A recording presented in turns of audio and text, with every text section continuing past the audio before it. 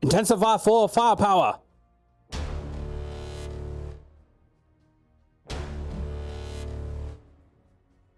Hey guys, we are back. Welcome back to the battalion. I've got a special guest today. When I say special, I mean special in all terms of, you guys know what I'm talking about. We are going to talk about Admiral Piett, and Ram is here to help me with that. This kit is a little bit confusing the way it reads. I could argue it all day long about one thing in specific, but again, this series is about modding you guys to be as versatile as possible. There are many ways to mod. Ram mods his slightly different than I mod mine, and I agree with his, and he agrees with mine. So we're going to kind of give you a step and a look at that. So as we do normally, I'm going to throw this up top, and we will talk to Ram in a minute, but there's your visual aid, trying to give a little bit of color in our life. But I'm going to start going through the kit. And another reason why I brought Ram today is because I want to make sure that I've got this kit down pat too, because sometimes it can be a bit on the confusing side. All right, basic. Deal physical damage to target enemy and can call another random Empire ally to assist. Allies with, I don't even know how to say this, inevitable failure. Inevitable. Inevitable. Okay, perfect. Thanks, Ram. That's why I brought him here. Think Thanos. I am inevitable. I am inevitable. That's right. I say that word all the time. Why can't I get it?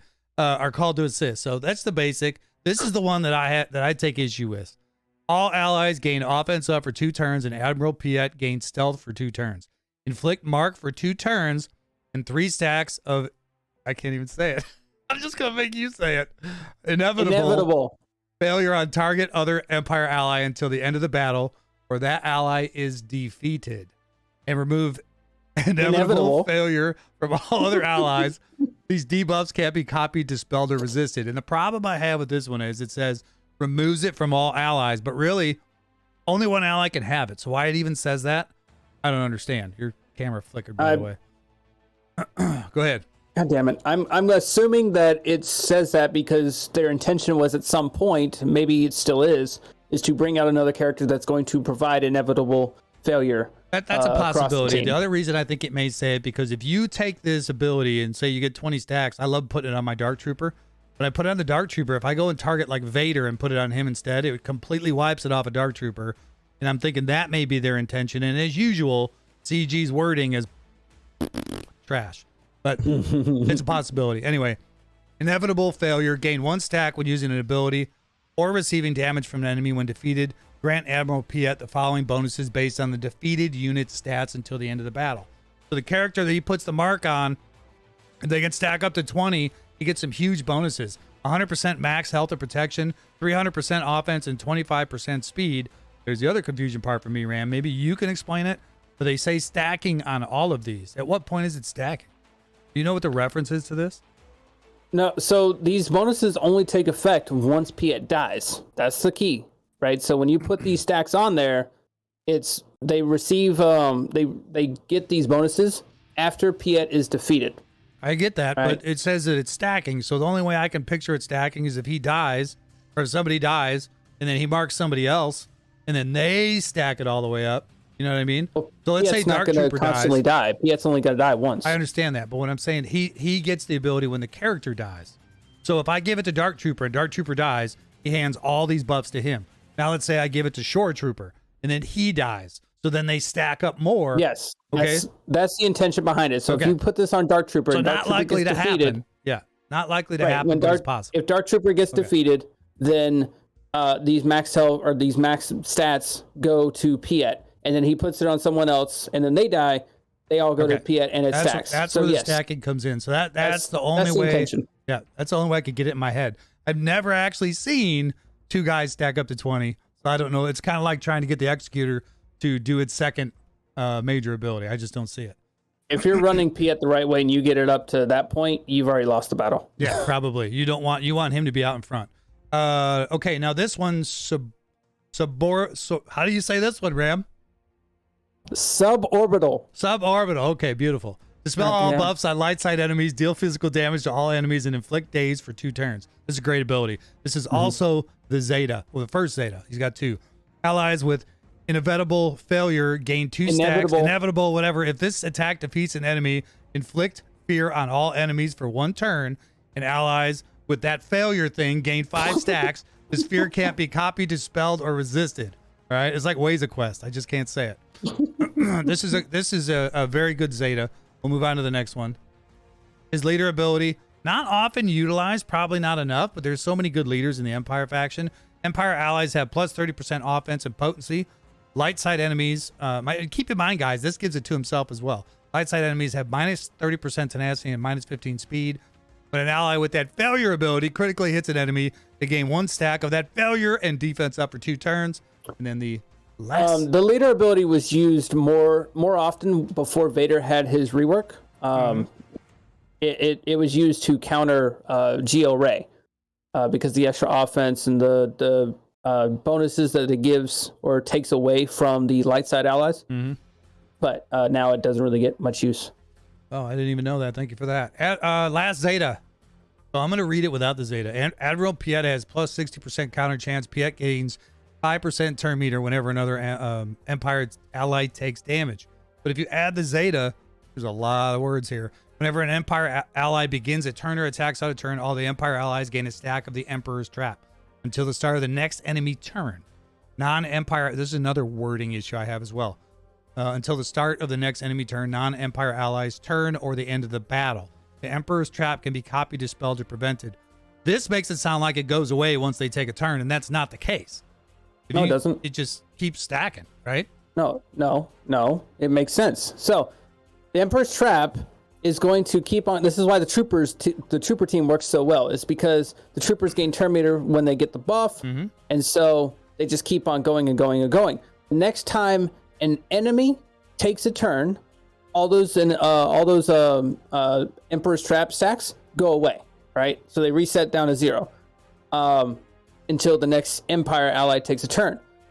Same thing is if, like, let's say you were to run Empire with Nest for whatever reason. You want to run Empire with Nest. Whenever Nest takes a turn, all those stacks go away.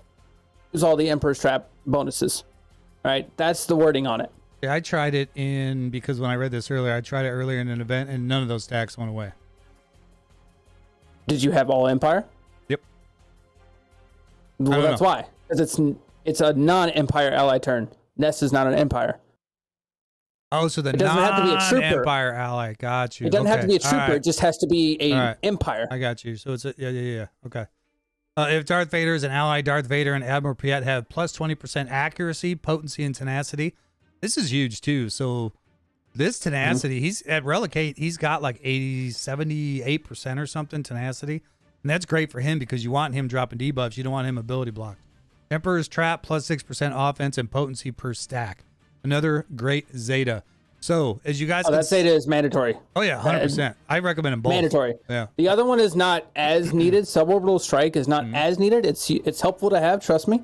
But it is not as needed. The Emperor's Trap, if you are running him with Vader or with troopers, 100% required. With the fear and a daze, I think it's huge. I think it's monstrous. So I'll go. The daze is if they are defeated, right? The daze. Oh no, the daze is for everybody. The fear is if they're defeated. Yeah, attacks. The daze is huge. Fear on all enemies for 1 turn, and allies with that failure thing gain 5 stacks. But the reason you want the trap is because the Emperor's Trap, that gives the turn meter to the troopers. That's what allows the troopers to just constantly take turns and just pummel opponents. You guys can see there's a lot of confusion in the community. It's hard enough to understand these kits as it is, and there's 200 plus of them. So I'm going to start once in a while bringing a guest on to help me make sure that we get the point across on what it is, because as you can see, I don't have it 100% down on this guy, but I do know how to mod him. So you guys are going to notice one thing. I recommended speed mods and potency and health up here. Totally recommend. I'm at the 7 million range. When you start getting into Rams range over about 8 million and stuff, you're going to want him even faster. I've got mine currently running 314, I believe, and I would like him a little bit faster, but for the offense I'm getting with him, I'm sacrificing it because of where I'm using him. So it's up to how you want to play it.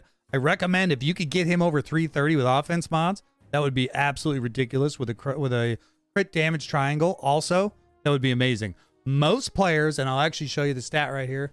Let me pull it down. Most players off of swagad.gg are running, let me blow it up, health and speed. You're going to see that it is 49% of people out there right now. Half of the community in the higher end guilds are running that. No one's running offense with health. So I'm going against the grind with this 100%, and you'll see why here shortly.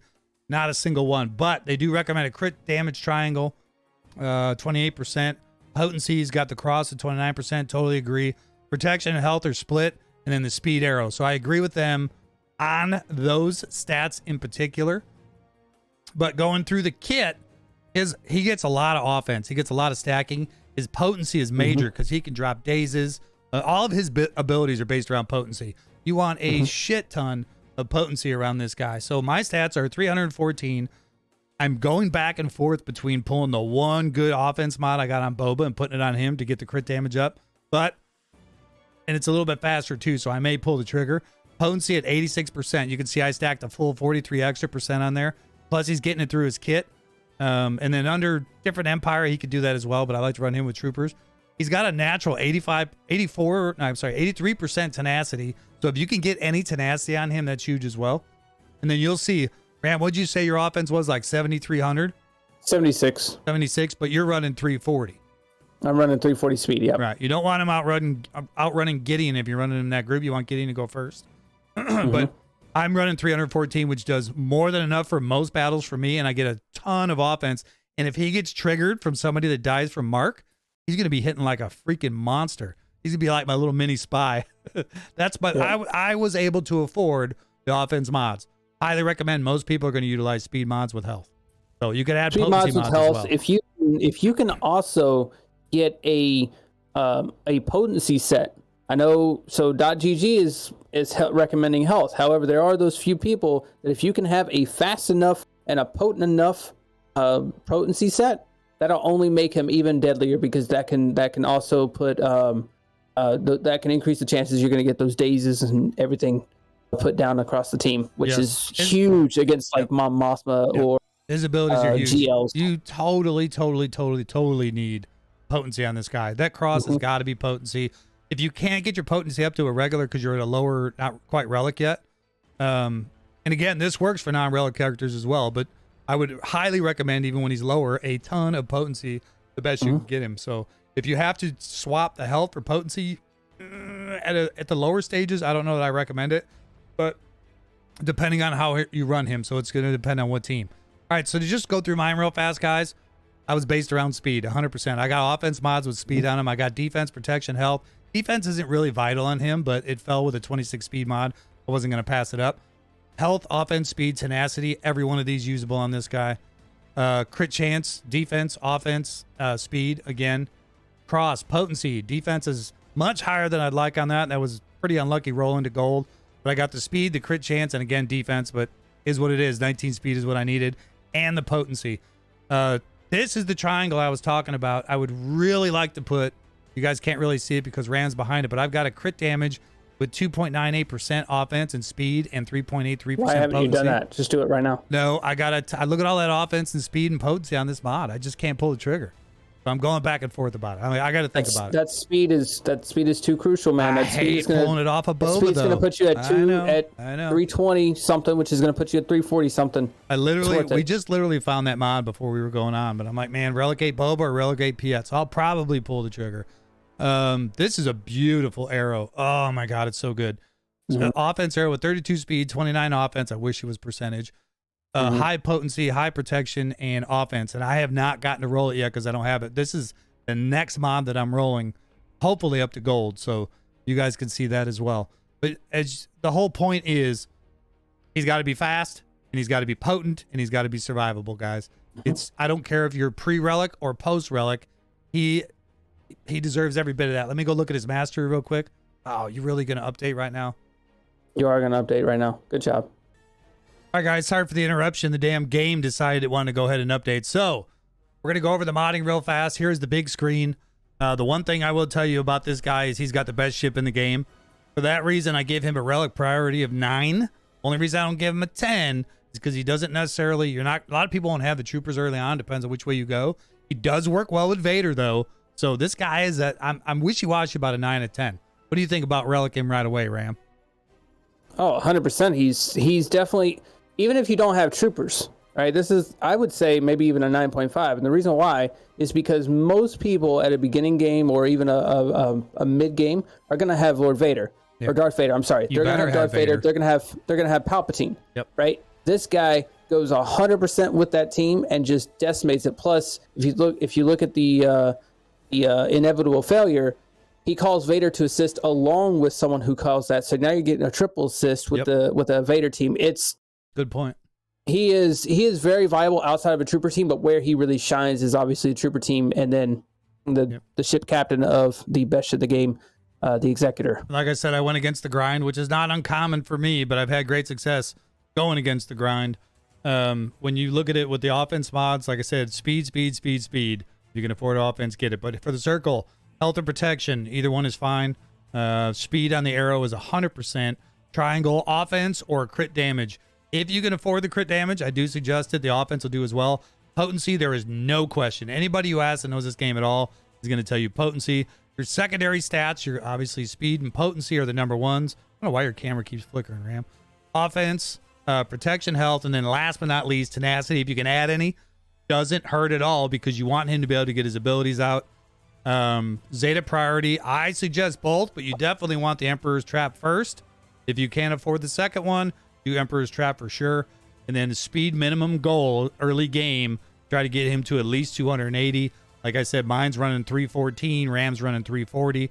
The fastest one in the game is 367, FYI. So obviously you don't want him outrunning Gideon, so that's another plus there. So anything you want to add before we wrap this up? Just be aware of the modding. You know, there are several different ways to mod Admiral Piett. Use them to your advantage. Use your modding roster to its full advantage for this character. At higher tiers, I will say at 8 mil, 8.5 mil, when you're using troopers to take out high relic teams, speed becomes a little bit more important over offense. At the lower tiers, offense is definitely huge, but the higher tiers, speed does become a bit more of a priority because the more outrunning that you do, the more speedy you are. The more Emperor's Trap, which is going to give you that offense that you're losing from the mod set, because 6% offense per Emperor's Trap stack. So 340 plus the 20 speed from Veers puts them at 360, and that's right around that in that sweet spot area for you to outrun Kyle-Katarns with Mon Mothmas and all kinds of crazy stuff. Hey, I just figured out how to say that now. It's IV and edible. I got it. Wolfie would appreciate that one. Can you say it? No, inevitable. I love Inevitable. You guys. We are 1 battalion strong, ladies and gentlemen. Till next time, the next one will be Mara Jade. See you guys. 1 battalion strong. Shut up and sit down. Oh crap, Ram. I forgot to hit record. Just kidding. Just kidding. Want to go ahead and knock out Mara? 2 for 1?